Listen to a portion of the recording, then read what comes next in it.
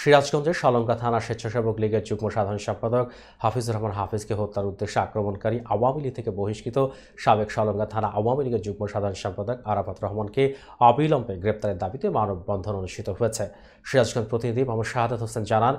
24 April বুধবার বিকেল সন্ধ্যায় হাটিকুমরুল গোল চত্বরে সলঙ্গা থানা আওয়ামী স্বেচ্ছাসেবক লীগের উদ্যোগে মানববন্ধন অনুষ্ঠিত হয়। মানববন্ধনে সলঙ্গা থানা আওয়ামী স্বেচ্ছাসেবক লীগের সাধারণ সম্পাদক আরিফুল ইসলাম তালুকদারের সঞ্চালনায় সভাপতি ইমরান হাসান লিঙ্কনের সভাপতিত্বে অনুষ্ঠিত মানববন্ধনে ভুক্তভোগী সহ সলঙ্গা থানা আওয়ামী স্বেচ্ছাসেবক লীগের নেতা রওশন, পাঁচলিয়া বদরুল আলম উচ্চ বিদ্যালয়ের প্রধান শিক্ষক আব্দুল মান্নান, হাটিকুমরুল ইউনিয়ন ছাত্রলীগের সাধারণ সম্পাদক মোহাম্মদ রিপন সহ